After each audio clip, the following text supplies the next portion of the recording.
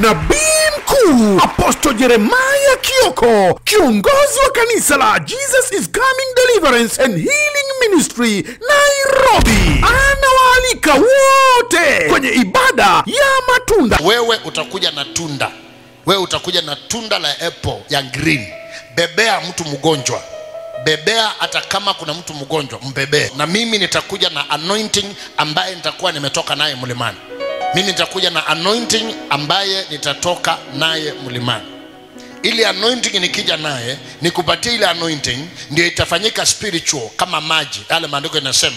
Naye anointing ile utaenda kujianoint, uanoint vitu zako, uanoint mtu, uanoint mahitaji yako, uanoint biashara. Alafu zaidi ya yote nitakuja na pesa. Si ati pesa ya kiroho, pesa kabisa nikupatie, uweke kwa kibeti yako. Baada ya kula matunda, kila kitu ambacho kimekuwa kikikufanya usizae kitakomeshwa. Kitabu cha Ezekieli 47:12 kinasema, mti utamea na utazaa matunda ya kila mwezi, kwa vile matunda ya kila mwezi ni mshahara wako. Maana watu wanaofanya kazi hupata pesa kila mwezi. Teremusha, sema hii ndio chakula. Teremusha, sema hii ndio majani. Teremusha, sema hii ndio mshahara. In the name of Jesus. Mara ya 7, shak. Basi nawe utakuwa na matunda katika kazi yako, afya, hatma na biashara yako kwa jina la Yesu. Tarehe 6 iko karibu. Na ninaamini ya kwamba wakati tarehe 6 iko karibu, utaona mambo kwako yakiwa tofauti. Utaona mambo kwako yakiwa tofauti. Nami nakuambia na wewe utafute sacrifice ambaye utakaisema na karibia naye kwa madhabahu, naye Mungu akuonekanie. Kila mmoja amepata hiyo pesa, akapate, yule atapata pesa kidogo, apate 100,000.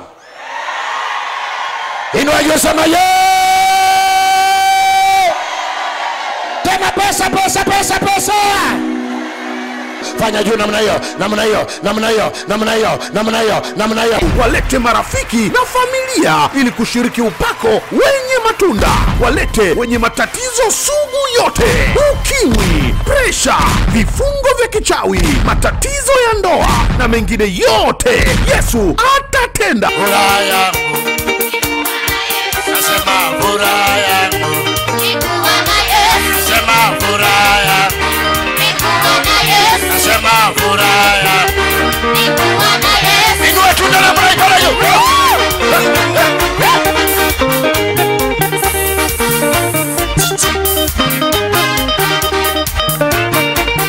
Kanisa letu linapatikana katika jengo la KPCU ghorofa la 7 karibu na soko la Marikiti, opposite Wakulima House. Wote mnakaribishwa.